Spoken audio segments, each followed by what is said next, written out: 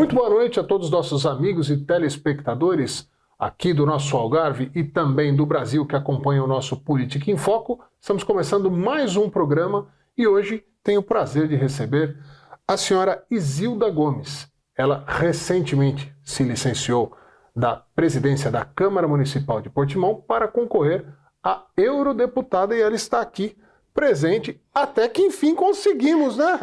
É verdade, estava difícil, mas isto de ser candidata também não é uma vida fácil, porque temos que correr o Algarve e temos que falar com as pessoas, obviamente, e conhecer a realidade algarvia e aquilo que os algarvios precisam também e merecem. E seja muito bem-vinda, antes de mais nada, para esse nosso bate-papo, que com certeza vai esclarecer, vai falar muito com o nosso público, que a gente vai explicar um pouco a respeito da política, falar um pouco de Portimão, e é por aqui que eu quero começar. Portimão, a senhora esteve no comando dessa cidade, que é uma das importantes cidades do Algarve, por bastante tempo. O que a senhora deixa de legado desse seu período no comando da cidade? Portimão é uma cidade encantadora, é uma cidade cosmopolita, é uma cidade turística por excelência, mas não só. E nós temos apostado muito ao longo destes anos, temos apostado no desporto, temos apostado na cultura, temos apostado no desenvolvimento das vias de comunicação, temos apostado na educação, nas escolas e temos apostado muito também na criação de espaços para a prática desportiva para que os nossos jovens possam também usufruir do desporto que quiserem. Hoje, praticamente, em Portimão, é possível qualquer pessoa praticar o desporto que quer. E, portanto, desde as infraestruturas que fomos construindo, até ao investimento nas pessoas, porque aquilo que eu costumo dizer é que a nossa maior construção são as pessoas. Esse é o nosso maior investimento. E não nos podemos esquecer que passámos pelo Covid, por um problema gravíssimo, e foi necessário investir muito para ajudar as pessoas a passar essa fase, trabalhar muito, mas não parámos aí. Nós continuamos a apoiar as pessoas que precisam de nós, porque é fundamental. Nós não nos podemos esquecer que uma sociedade só será uma sociedade verdadeiramente democrática quando as pessoas tiverem aquilo a que têm direito. E neste momento há uma coisa que nós ainda não temos para toda a gente, mas que já temos, digamos, a caminho, que é a habitação. E a habitação, de facto, é um ponto extremamente importante, não só para nós, mas para todo o Algarve, para todo o país e para toda a Europa.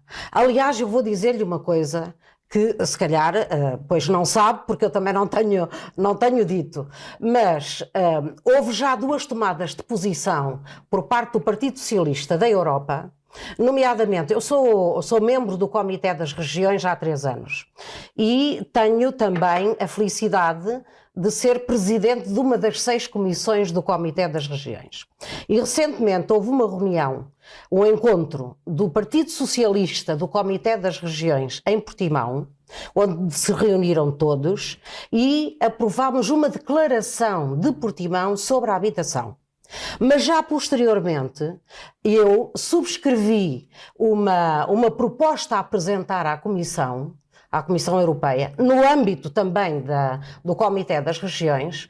Eu e o presidente do PES, do Partido Socialista, do Comitê das Regiões, fizemos uma proposta que é um plano Marshall para a habitação na Europa. Um verdadeiro plano Marshall. Porque, de facto, a habitação impacta com tudo. Impacta com os trabalhadores, com o emprego, com as famílias, as pessoas, naturalmente, também aqueles que nós recebemos, não é? Portanto, aqueles que procuram o nosso espaço para trabalhar, os imigrantes, mas também professores, médicos, forças policiais. E posso dizer que já deixei a primeira pedra lançada para a construção de 227 apartamentos a custos controlados, o que significa que pessoas, digamos, com vencimento médio, poderão adquirir uma casa a preços mais reduzidos do que aqueles que são vendidos no mercado. O que a gente sempre fala é que esses preços altos, né, dos imóveis no Algarve são um pouco o preço que está se pagando pelo sucesso do Algarve. É um destino desejado, o mundo cada vez mais descobre o Algarve, há movimentos novos, por exemplo, milhares de americanos procurando investimentos, vir morar no Algarve, e isso é um pouco o preço do sucesso, mas que tem que ser combatido. Eu ia falar a respeito de números para a gente quantificar. A senhora já falou aqui 227 apartamentos em Portimão. Qual é o tamanho da defasagem? Quantos seriam necessários para equilibrar o mercado, para que as pessoas não tenham mais que morar 2, 3 famílias num apartamento T2, T3, como a gente acaba ficando sabendo, ou imigrantes que se acomodam 15, 20 pessoas em T2 ou T3, quer dizer, coisas que atrapalham a qualidade de vida. Neste momento, nós temos previsto a construção de cerca de 600 apartamentos. Tá. Faz parte da nossa estratégia municipal de habitação. E, portanto, já entregamos alguns, portanto, já estão no organismo respectivo, que é o IRU, e é isso que nós pretendemos fazer. Tá. É, ao longo dos próximos anos, conseguirmos responder às necessidades dos nossos concidadãos. Porque deixe-me dizer-lhe que uma sociedade só é verdadeiramente democrática, e repito, se toda a gente tiver uma habitação digna, uma habitação com dignidade, para ter a sua família, para ter o seu espaço. E isto nós não podemos esquecer. Daí a grande aposta do Partido Socialista, e no nosso manifesto das europeias, da nossa candidatura à Europa, está bem claro, para além destas posições que já tomamos, e que já lhe disse, obviamente, estas Sim. duas posições de força, obviamente no nosso manifesto é uma das áreas mais importantes, é uma casa para todos.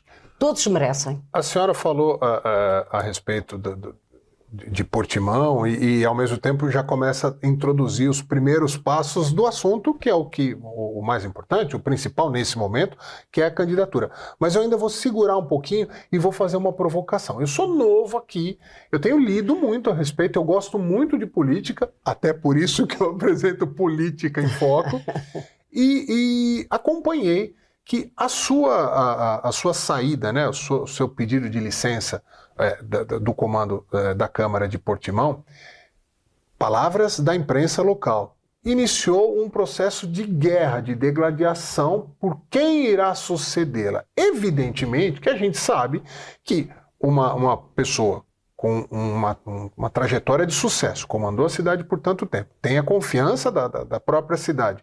É natural que quem for abençoado, quem tiver, né, o cetro passado da sua mão para a dessa pessoa, tem grande chance de dar continuidade ao trabalho. E a senhora falou em continuidade de trabalho.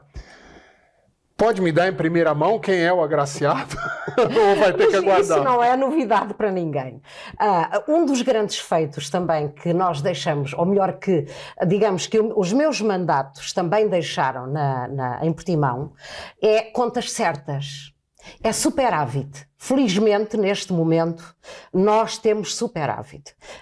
Nós passámos, do ano passado para este ano, com um superávit de 34 milhões de euros. Portanto, o que permite continuar a fazer investimento. Ok. Pronto. Mas, sobre a minha sucessão, se eu for para a Europa, como é óbvio, porque tudo depende das eleições e dos resultados. Nós vamos falar disso daqui a pouquinho, mas vamos lá, pensando positivamente. Muito bem, pensando positivamente. Quando eu escolhi o meu número 2, que é o Álvaro Vila, quando eu o escolhi para vice-presidente, obviamente que já tinha um objetivo por trás, que era fazer com que seja ele o próximo candidato à Câmara pelo Partido Socialista.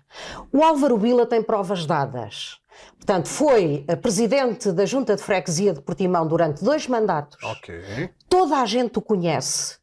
É uma pessoa com uma forma de ser extraordinária, muito próximo das pessoas, muito afável, mas também muito determinado. E, portanto, é a pessoa ideal para no próximo, agora obviamente será ele que vai continuar Sim, até o final do mandato. Okay. Mas já estava decidido há muito tempo que o nosso candidato é o Álvaro Vila. Eu, aliás, nunca escondi a ninguém e nem nunca o partido escondeu a ninguém de que, de facto, ali não há problemas, não há guerras, não há no Partido Socialista não há. Todo mundo ciente e equacionado. Tudo ciente, tudo tranquilo. Ele recebe o apoio do Partido Socialista, mas com toda a tranquilidade. Okay. E, portanto, é uma sucessão tranquila. Okay. Está a ver? Portanto, não há aqui nenhum problema, não há aqui nenhuma guerrilha. Pode haver, se calhar, entre os partidos da oposição que, de facto, sentem que com a minha saída e com a possibilidade do Álvaro Vila estar mais um ano e meio à frente sozinho da autarquia, se calhar ainda fica com mais possibilidades de ganhar, fortalece. Porque pode mostrar exatamente aquilo que ele vale. Sim. Agora, dentro do Partido Socialista, nada. É uma tranquilidade total. Falando ainda de Portimão, a gente já vai falar das europeias. E aí falando, mais uma vez, dos bastidores da política. A senhora, faltando um ano e meio para terminar o seu mandato, abrir mão para uma candidatura europeia. A senhora sente que isso, de alguma maneira, a população pode ficar chateada, pode sentir, poxa, mas a gente gosta dela tanto que a elegeu e aí ela vira as costas ou ela nos abandona? Qual é o seu discurso, explicação e argumentação para quem a elegeu, gosta do seu trabalho e nesse momento pode estar um pouco chateado, mas pode falar direto para o olhar lá de quem está assistindo. Muito bem. Não, é muito simples. E de facto, com esta informação que eu vou deixar aqui, penso que toda a gente perceberá. Há 5 anos eu fui convidada pelo António Costa para ir na lista para a Europa, exatamente em lugar elegível. Há 5 anos. Sim. E há 5 anos eu recusei. Porque eu ainda podia fazer mais um mandato. E, portanto, quis fazer mais um mandato. Não quis abandonar as pessoas de Portimão. Agora falta-me 1 ano e pouco. Portanto, é inevitável, eu vou ter que sair. E tem mais, toda a gente sabe, e quem não sabe é porque anda um bocadinho distraído, que a Europa impacta diariamente nas nossas vidas. E se eu sou útil em Portimão, eu também posso ser útil na Europa. E a experiência que eu tenho tido da Europa, nestes 3 anos que eu tenho sido membro do Comitê das Regiões e presidente da Comissão de Recursos Naturais, sim, obviamente que isso dá-me ainda mais força para, junto da Europa, querer ajudar a resolver os problemas da Europa, obviamente, mas de Portugal e da nossa região. Eu vou-lhe dar um exemplo. Eu, neste momento, sou correlatora, eu e um colega polaco, correlatora de uma proposta das alterações da PAC. Ora, toda a gente, nós sabemos que os nossos agricultores têm andado em guerra por toda a Europa. Ora, nós vamos discutir e vamos apresentar agora em junho, mesmo que eu ganhe, e eu ainda vou defender essas alterações da PAC no plenário do Comitê das Regiões, onde de facto nós fizemos um trabalho extraordinário para que com todos os 27 países, chegássemos a um consenso para melhorar a vida dos nossos agricultores. Ora, eu ao estar a melhorar a vida dos agricultores, estou a melhorar também a vida dos nossos agricultores, dos agricultores algarvios. E, portanto, todo o trabalho que eu puder fazer junto da Europa, junto da Comissão Europeia, no Parlamento Europeu, será exatamente nesse sentido. E eu tenho sentido, sinceramente, que vale a pena discutir na Europa, que vale a pena apresentar propostas e que vale a pena, às vezes, até em bom português, bater o pé. Bater o pé. Porque, de facto, é fundamental que nós tenhamos essa capacidade e essa determinação. E eu continuo a dizer, e vou dizer aqui com toda a tranquilidade, o Partido Socialista apresenta um conjunto de candidatos elegíveis que são pessoas extraordinárias com uma capacidade acima da média para poderem fazer esse trabalho. Vamos falar um pouco da lista e aí a gente vai entrar nos temas europeus e dessa relação com o Parlamento Europeu em Bruxelas. A senhora é a 7ª da lista do PS. Hoje são 9 deputados do PS.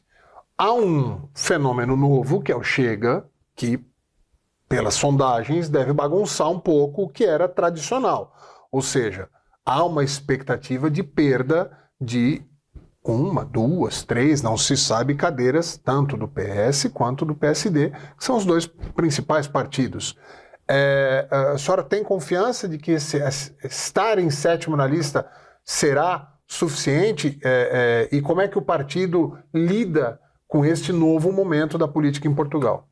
Naturalmente, respeitando aquilo que são as opções dos portugueses. Portanto, nós vivemos numa democracia e, apesar de haver partidos eurocéticos e que não acreditam na Europa, sim, e eu, deixa-me dizer-lhe que há dias fui a uma mesa redonda no Isqueté, em Lisboa, e há um jovem do Isqueté que me pergunta: mas ouça lá, mas como é que os partidos eurocéticos se candidatam à Europa? E a minha resposta só podia ser uma, porque são partidos legalmente constituídos, reconhecidos, e em democracia é assim. Sim. Agora, obviamente que nós corremos esse risco. E eu também continuo a dizer sempre que acho que vou ser eleita, acho, e tenho essa confiança, trabalho para isso, sim, naturalmente, mas que quer o PS, quer o PSD, correm risco de perder algum dos seus deputados. Sim. Esperemos que não sejam muitos, até porque o Parlamento precisa de ser um Parlamento democrático. A Europa tem que ser uma Europa democrática, uma Europa de valores. A Europa só vale a pena ser pertença da União Europeia se defendermos valores da igualdade, da solidariedade, da democracia. Quer dizer, se não conseguirmos defender esses valores, então a Europa não é o espaço que todos nós sonhamos e o espaço que todos nós queremos. E o espaço onde defendemos, sobretudo, os cidadãos, onde defendemos as pessoas, onde não queremos deixar ninguém para trás. Fundamentalmente é isso. E, portanto, o meu problema, ou melhor, o nosso problema, com a entrada de muitos partidos ou de muitos eurodeputados da extrema-direita, é desvirtuar um pouco aquilo que são esses valores. Os valores da Europa. A Europa foi construída exatamente para isso, para haver coesão, para que os mais ricos ajudem os mais pobres, para que ninguém fique para trás. Repito, é isto que nós pretendemos. E, de facto, é por isso também que muitos partidos que ainda não fazem parte da Europa, da comunidade europeia, sim, querem entrar na comunidade europeia, porque entendem que, de facto, esse é um espaço onde certamente terão muito mais possibilidades de progredir, de terem uma vida melhor e de darem uma vida melhor aos seus concidadãos. Aliás, aquilo que eu tenho andado a visitar neste momento, eu tenho tido reuniões com empresários, com instituições, e tenho andado a ver os milhões que se têm investido. Desde a universidade até um hotel que visitei hoje, o Cascade. Quer dizer, a Europa tem estado em tudo. Os dinheiros europeus têm servido para tudo. Sim. Mas não é só o dinheiro que nos deve interessar, é também a paz. Quer dizer, nós queremos uma consolidação da paz, queremos uma consolidação de todos estes valores que nos podem tornar mais fortes e que nos podem ajudar a ter uma posição no mundo de superioridade, que é isso que nós pretendemos. E a Europa tem um desafio de estar literalmente no meio de duas superpotências que se embatem, China e Estados Unidos. A Europa, literalmente, geograficamente, está no meio dessa disputa e tem que se estabelecer com a sua devida força. Agora, no pós-Segunda Guerra, a união dos países da Europa em busca da paz, de uma tranquilidade, de uma reconstrução, de um crescimento, funcionou muito bem. Países que viviam numa extrema pobreza saíram dessa extrema pobreza, redescobriram vocações, se industrializaram, outros focaram no turismo, não importa, cada um descobriu o seu próprio caminho de acordo com as suas peculiaridades culturais, políticas e assim por diante.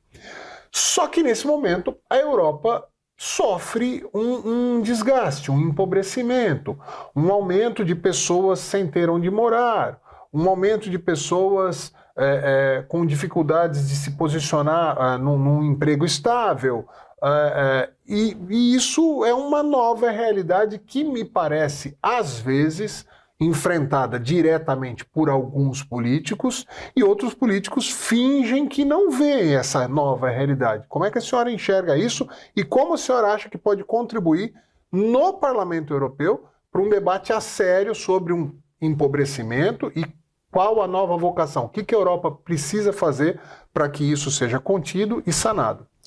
Bom, Portugal é um país de imigrantes. Sim. Na década de 60, foram milhões de pessoas que saíram de Portugal em busca de uma vida melhor. E, portanto, nós também temos que ser solidários e não podemos fechar as portas a quem procura uma vida melhor.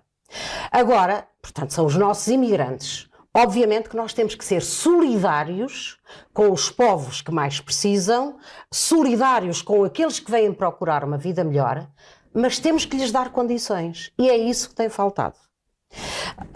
Vivem 10, 20 numa habitação e isso não pode acontecer. As pessoas vêm e não têm um emprego logo definido. Não, isso não pode acontecer. Agora também lhe digo uma coisa, e sobretudo aqui no Algarve e em algumas regiões do país, se não fossem os imigrantes, havia hotéis que fechavam, restaurantes que não funcionavam. Há hotéis que no verão trabalham com capacidade reduzida e poderiam ganhar mais dinheiro por falta de mão de obra. Exatamente. Correto. Eu vim agora, como lhe disse, de um hotel, do Cascade, que investiu centenas de milhares de euros neste momento para dar alojamento aos seus trabalhadores. Sim. E, portanto, é isto que nós temos que fazer. É olhar para eles como pessoas e não como alguém que nos vem incomodar, como que nos vem perturbar. Não. De facto, às vezes as pessoas associam muito a imigração à insegurança. Não é verdade. Isto não é verdade.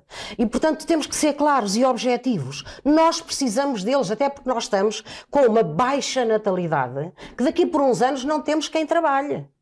E se não fossem os imigrantes, e eu posso dizer-lhe, com o exemplo de Portimão.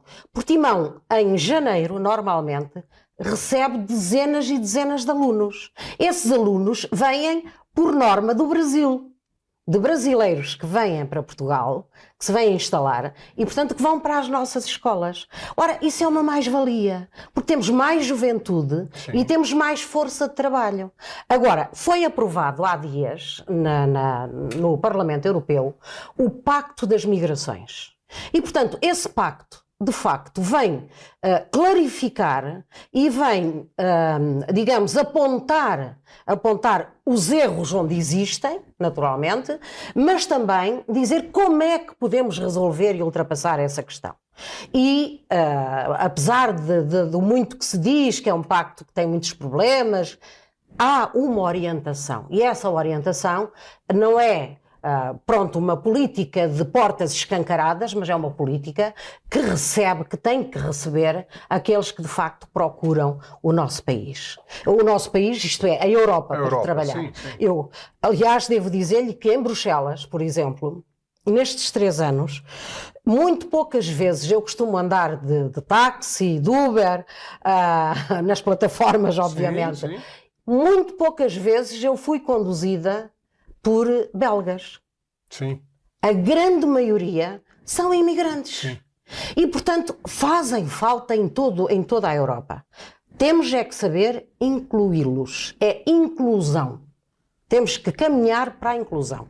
A dificuldade de culturas muito diferentes, porque essa imigração que vem do Oriente, principalmente Índia, Paquistão, os países que tem originalmente, neste momento, trazido muitos imigrantes para cá, tem culturas muito diferentes. O fato desses imigrantes chegarem, muitos deles chegarem de forma ilegal, vêm como turistas e depois ficam, tá? Ou seja, sem um preparo, sem até uma tentativa do governo, que eu acho que seria saudável, de ensinar, não ensinar professoralmente, é de adaptar. Vem cá, olha, a gastronomia aqui é assim, tá? Porque essas pessoas vêm às vezes e passam a necessidade porque não está acostumado nem com a gastronomia. São diversas coisas que complicam e que eu acho que realmente há esse momento de ajuste que tem que ser feito, É e as inclusão. europeias... Sim, sim. É inclusão, e Sim. nós temos que trabalhar exatamente nessa direção. Tal como também temos que trabalhar para resolver os problemas nos países de onde são oriundos, para que eles não tenham necessidade de sair de lá. Isso também é fundamental. É ajudarmos esses povos a melhorar a sua qualidade de vida, por forma a que também as pessoas se sintam bem lá. Agora eu vou pegar num calcanhar de Aquiles desse assunto, que é os jovens portugueses. Há um problema nítido, e que não é tão recente assim, que os grandes e jovens talentos portugueses vão embora de Portugal.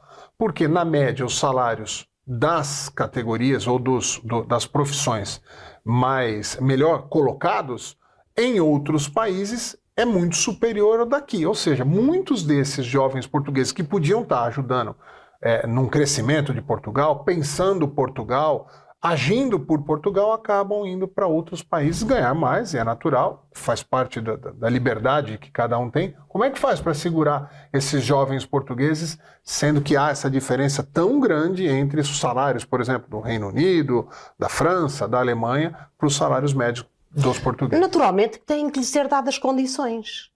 Não só através da melhoria dos salários, e essa tem que ser uma luta, mas também outras condições. Por exemplo, ajudá-los naquilo que é a compra da habitação, de várias formas. Agora, obviamente que nós temos que reter o conhecimento. Temos que reter os nossos qualificados. Sim. Porque essas pessoas, ao fim e ao cabo, o país investiu muito neles, na sua formação. E é uma pena que, de facto, eles saiam obviamente que o Partido Socialista tomou várias medidas nesse sentido para reter os jovens, mas provavelmente ainda não é suficiente, ainda teremos que fazer mais. Mas já há menos jovens neste momento a sair do que até aqui há uns anos. Aliás, até houve um primeiro-ministro que lhes dizia que fossem para fora, não é? Já houve um primeiro-ministro em Portugal que lhes disse, vão imigrem, não é? Ora, nós não queremos, o Partido Socialista não quer que eles imigrem. O Partido Socialista quer que eles se mantenham no seu país, no nosso país, e que desenvolvam aqui as suas carreiras. E depois ainda há outra situação. É que até aqui há pouco tempo, mesmo as grandes empresas não colocavam muitos licenciados. Era uma mão de obra mais barata, sem saber, ou melhor, sem reconhecer, de que mesmo pagando um salário superior a um licenciado, era uma mais-valia, porque era conhecimento que trazia, era um apoio à empresa, qualificação. Sim. E, portanto, as pessoas não pensavam nisso. Pensavam mais só em pagar menos, do que, de facto, em atrair conhecimento. Sim. E em atrair a mais-valia que é um licenciado que pode ajudar muito mais no desenvolvimento de uma empresa, seja ela de que área for. Sim. A princípio, ele se preparou mais do que o outro e ele pode ajudar. Portanto, mais. Os nossos empresários, de facto, têm também que abrir as suas portas e têm também que reconhecer que o talento faz falta em qualquer parte. Sim. Em qualquer empresa, o talento faz falta. Eu quero partir agora para a política nacional. Falar um pouquinho aqui de política nacional. Um novo momento em dois aspectos. Depois de muitos anos do PS governando o país, o PSD, nesse momento, é o governo. E tem esse fenômeno chamado Chega, que para o bem ou para o mal, modificou o panorama, modificou o tipo de debate, modificou a lógica natural bipartidária de que quando não é um é outro, e até a postura de como fazer oposição. Antes era muito simples. O PSD está no governo, o PS é oposição, e já existia, vamos dizer, um mecanismo natural de fazer oposição, e vice-versa. Nesse momento, o PS é governo ou é oposição? Porque a gente ouve tanta coisa a respeito disso e até agora a gente tem dúvidas, porque em alguns momentos parece que o PS está alinhado com o que o PSD está fazendo. E aí, publicamente, muitas vezes, o próprio líder do partido, Pedro Nuno Santos, fala, não, nós somos a principal oposição. E aí o André Ventura vai e fala, não, PS está alinhado e está uma bagunça. O PS é oposição, é uma oposição branda, é a maior oposição? Esclareça esse momento político do PS. O PS é uma oposição responsável. Ok. E, portanto, isto diz tudo. Obviamente que, sendo o partido que ficou em segundo lugar, não há qualquer dúvida de que o PS é a principal oposição. Agora, obviamente que este fenómeno do Chega veio baralhar tudo. E porquê? Porque tem um discurso completamente diferente daquele que nós estávamos habituados a ouvir. Portanto, é um discurso populista, é um discurso facilitista. Porquê? Porque diz às pessoas aquilo que elas querem ouvir. E muita gente vai no engodo, como se costuma dizer em bom português. Mas é o discurso de um partido que não está no governo, que para já não irá para o governo, obviamente, e que não vai ter que cumprir as promessas que faz. Porque se tivesse que cumprir as promessas que faz, obviamente deixava de ser tão populista. E, naturalmente, que estes partidos da direita radical, da extrema-direita, têm esta tendência para, sei lá, eu nem sei bem, para confundir o eleitorado. Porque isto chama-se confundir o eleitorado.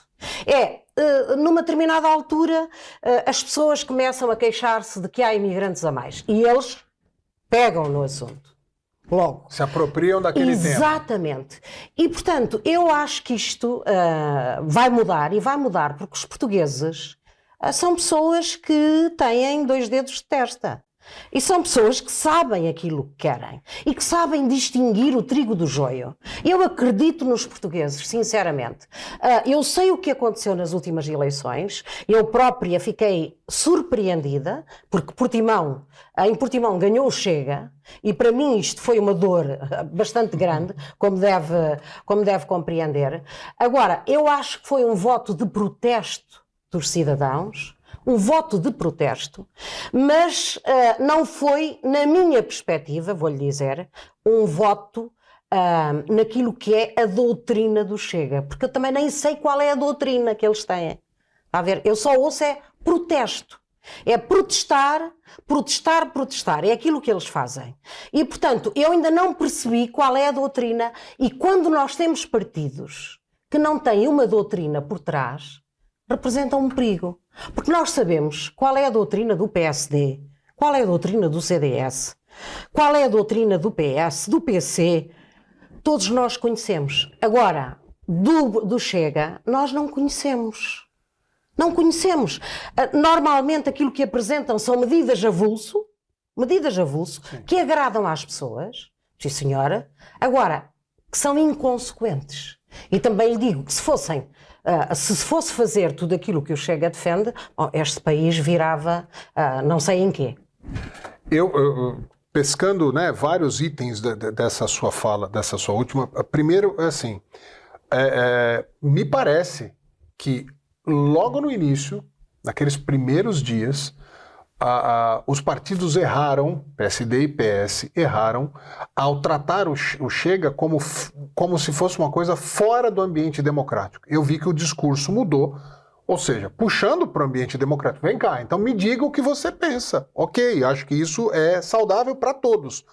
Eventualmente, para o próprio Chega isso é saudável. A partir do momento que ele seja cobrado de expor as suas opiniões com início, meio e fim, com aplicabilidade, acho que passa por um crescimento do partido, um crescimento interno, né, filosófico.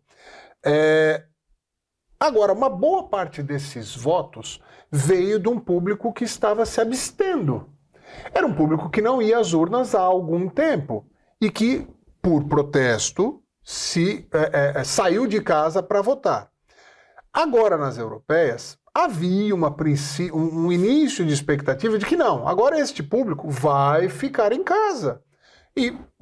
Ou parte dele vai ficar em casa. Era um voto de protesto e acabou. As sondagens dizem que não, que essas pessoas, parte delas pelo menos, vão sair de casa e vão votar. Estrategicamente, o que é melhor? Combater o Chega como um mal absoluto ou como um adversário a ser respeitado, criticado, combatido e, eventualmente, ganhar dele no debate de ideias? Na sua opinião. Na minha opinião, e só a mim me vincula, obviamente, Sim. aquilo em que eu acredito é desmistificarmos as propostas do Chega. Ok. Esclarecermos os cidadãos. E, de facto, dizermos aos cidadãos que aquilo que o Chega tem dito é populismo puro, só para angariar votos, mas que é inconsequente. E, portanto, isto é importante, nós temos que dizer isto aos nossos concidadãos. Se me perguntar assim, a nossa democracia é perfeita? Não é. Nem há democracias perfeitas. Há muito para fazer? Há. Sim. É com o Chega que o vamos fazer? Não. E, portanto, é isto que tem que ser dito aos cidadãos. É que, de facto... Mas ficou uma dicotomia aí. A senhora, ao mesmo tempo que fala que tem que desmistificar, ou seja, chama para o campo da política, porque eu imagino também que a senhora tenha críticas ao PSD, é natural. Coisas que o PSD pratica, fala ou diz que vai fazer, que a senhora tenha críticas. Mas a senhora trata o PSD sempre no campo do debate político. E aí, ao mesmo tempo, a senhora fala, não, a democracia não passa pelo Chega. Não Essa passa. dicotomia... Não passa. Não passa. A democracia não passa pelo Chega. A doutrina e os valores que defende o Chega não são valores democráticos naquilo que eu entendo e só opinião. a mim me vincula. Ok. E, portanto, eu digo isto com toda a transparência e com toda a clareza, porque defendo uns cidadãos em detrimento de outros, porque as medidas que apresenta não são execuíveis e, portanto, é lançar, de certa forma, uma série de fumaça, como dizem os brasileiros, para os olhos das pessoas e mais nada. E, portanto, isto não é consequente. Isto não tem adesão à realidade.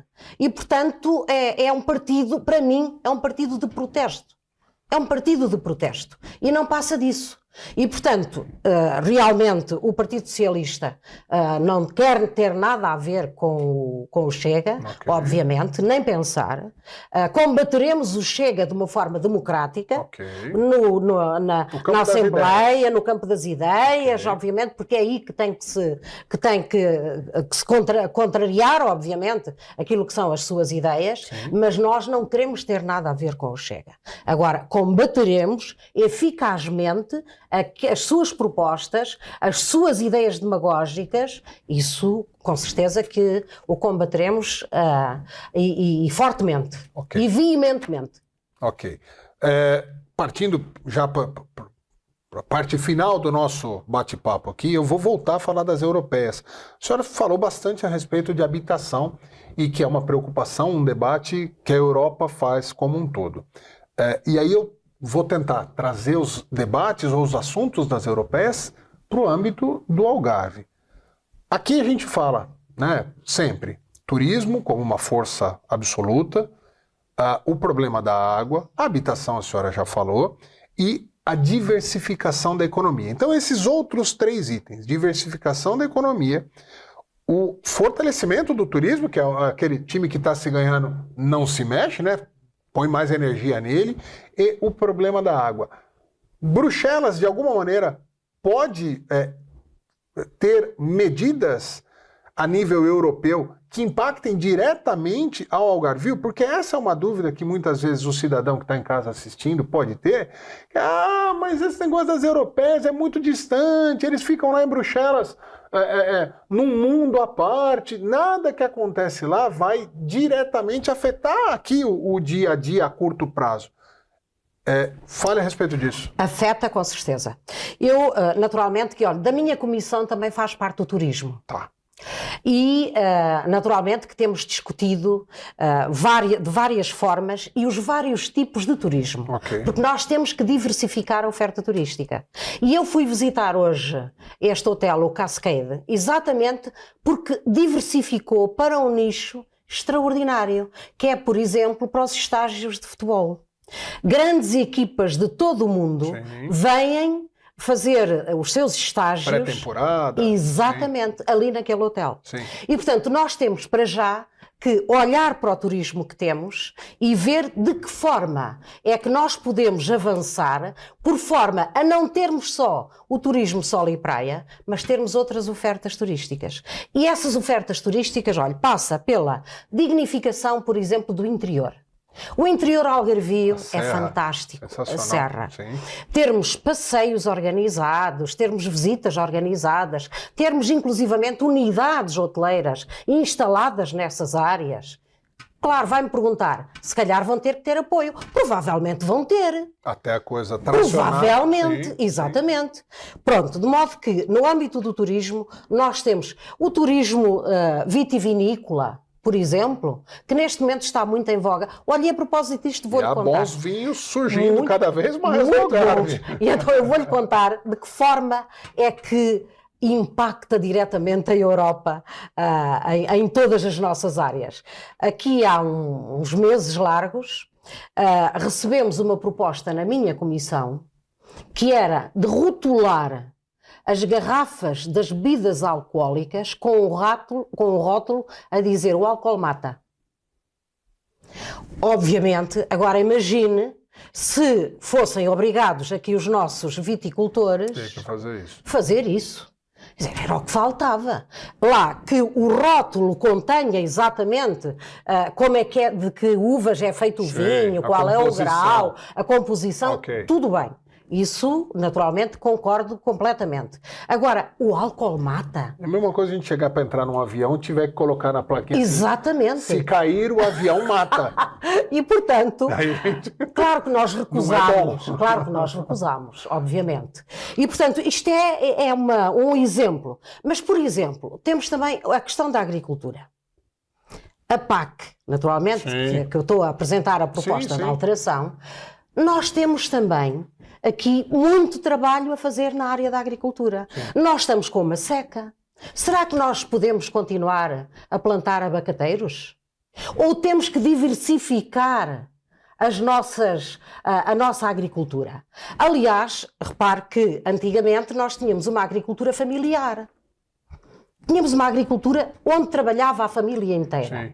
Agora não. Agora não. As pessoas fugiram para a cidade e deixaram o interior deserto. Abandonaram a agricultura. Sim. Ora, nós temos que ser capazes de levar novamente os jovens para a agricultura, com apoios. Obviamente, apoiar os jovens. E modernizar. E modernizar, obviamente. Aliás, repare que 80% das verbas que eram dedicadas à agricultura eram para 20% dos empresários da agricultura.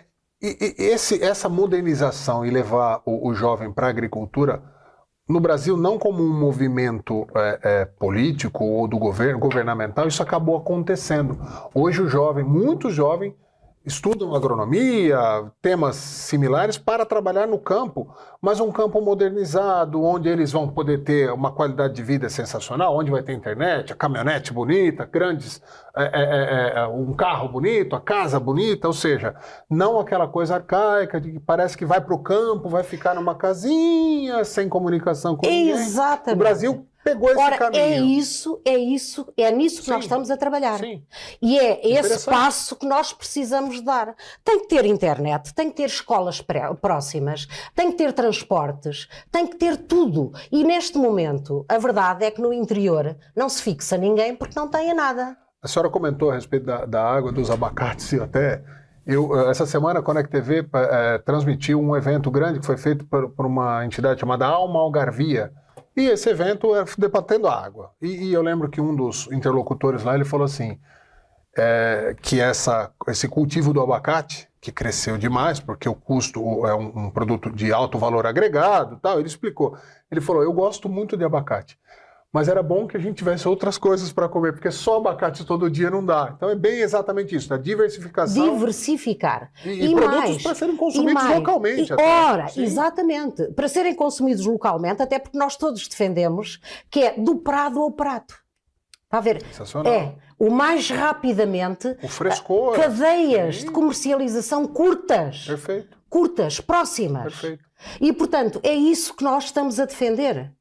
Relativamente à água, eu recordo-me que logo numa das primeiras intervenções que eu fiz no Comitê das Regiões foi exatamente sobre isso. Porque os países da bacia do Mediterrâneo, sobretudo estes países do Sul, sofrem todos com o mesmo problema. Sim. E eu não sei se o país por si só consegue ultrapassar essa dificuldade. Sim.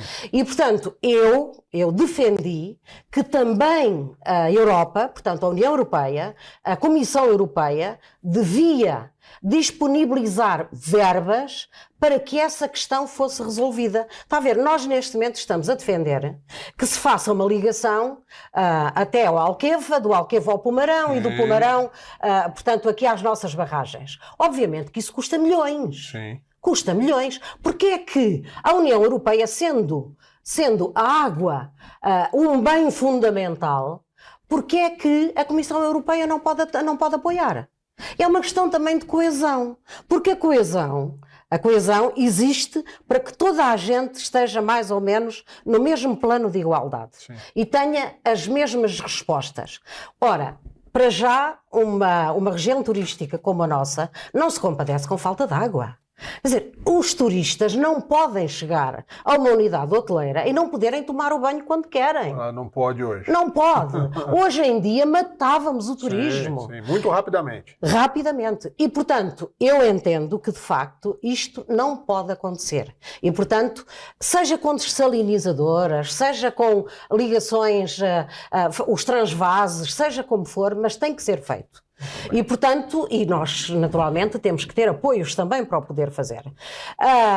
Mas, portanto, são várias as áreas em que, por exemplo, nós neste momento temos um problema ainda, que é, por exemplo, na área da saúde mental. Nós temos poucos espaços para acolhimento de doentes mentais. Então é preciso investir mais. É preciso exigir mais à União Europeia para que a União Europeia disponibilize mais verbas para darmos essa resposta, por exemplo, que é fundamental. E isso tem um grande impacto na vida das famílias, no seu dia-a-dia. Mas são, de facto, esta história da coesão. Quando nós falamos de coesão, não é só uma coesão territorial, é uma coesão social, é uma coesão económica, mas também de projetos, exatamente. Mas também, por exemplo, nós dizemos que temos que diversificar a nossa oferta e as nossas propostas e a nossa economia. Sim.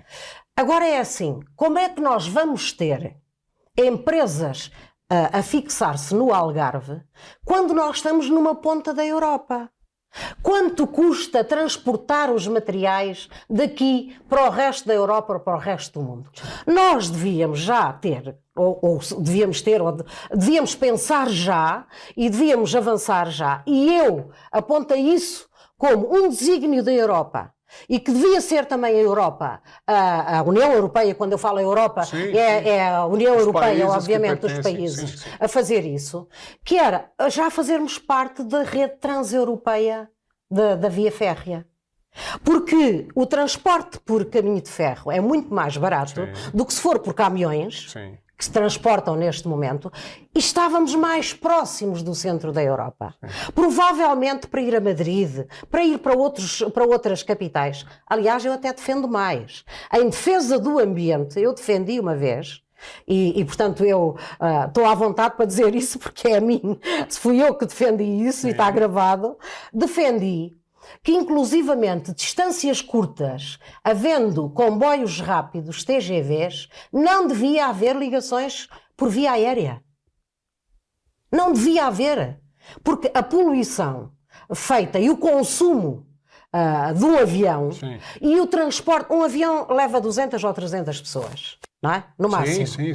Mas um comboio muito mais. Leva muito mais, gasta muito menos porque é elétrico, não polui. E por isso eu defendi claramente que distâncias curtas, menos de 250, 300 quilómetros, não devia haver transporte aéreo. As pessoas podiam perfeitamente ir, até porque se as pessoas fizerem as contas ao tempo que esperamos no aeroporto... Eu ia falar isso. Exatamente. Eu quando preciso ir ao Brasil, eu não tenho voo direto de Faro. E eu, por 2 vezes, eu fui, desde que me mudei para cá, fui umas 12 vezes para o Brasil. Faz 2 anos e meio, a cada 2 meses, 3, eu vou ao Brasil. E só por 2 vezes eu fui pelo aeroporto de Faro. Saí daqui e fui até Lisboa. Para nunca mais. Porque o tempo de espera do voo, quando chega em Lisboa, até pegar o voo para ir para o Brasil, não dá. Eu pego o comboio, eu vou de comboio, adoro ir de comboio, eu vou tranquilo, vou lá na lanchonetezinha do comboio, tomo um refrigerante e tal, acaba passeando e economizando tempo, por incrível que pareça. Eu entendo perfeitamente por viver isso. E, portanto, acho que, de facto, há muita coisa a mudar. Sim. Muita coisa a alterar. O mundo não para. Quer dizer, isto às vezes... E claro que a guerra na Ucrânia também nos veio trazer outros problemas e outras responsabilidades. Porque, de facto, depois do Covid, termos uma guerra na Europa era uma coisa que ninguém esperava.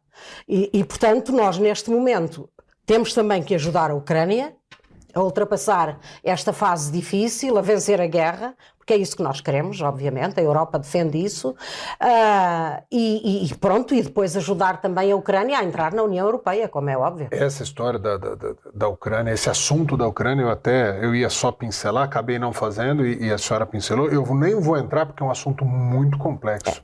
A gente sabe da postura oficial da Europa, sabe também das dificuldades, das limitações do que pode se ajudar ou não. Tem um inimigo fortíssimo do lado de lá, apoiado pela China, quer dizer, é um imbróglio muito complicado que merece até uma atenção maior, talvez um programa especial com pessoas diversas pessoas que possam contribuir com esse debate, e a gente promete tentar fazer isso muito em breve aqui na Connect TV Algarve. Isilda, eu quero agradecer imensamente a tua disponibilidade, sair de Portimão para vir a Faro, né, para dar essa entrevista. O nosso projeto, ele é nosso, porque ele não é meu, é do Algarve, e sendo do Algarve é seu também, é de todos os nossos telespectadores, dos internautas, que é para a gente ter cada vez mais espaço para mostrar, para descobrir, mostrar, propagar e principalmente fazer com que a gente tenha orgulho das coisas do Algarve. Porque o Algarve não é só de quem nasceu aqui. O Algarve é multicultural e eu me sinto parte do Algarve. Muito obrigado pela sua presença. Suas considerações finais pode fazer olhando lá para os olhos. Eu naturalmente quero agradecer este convite e obviamente que espero que as pessoas também tenham ficado um pouco mais esclarecidas sobre a importância da Europa e o impacto que a Europa tem no dia a dia dos nossos concidadãos, de todos nós.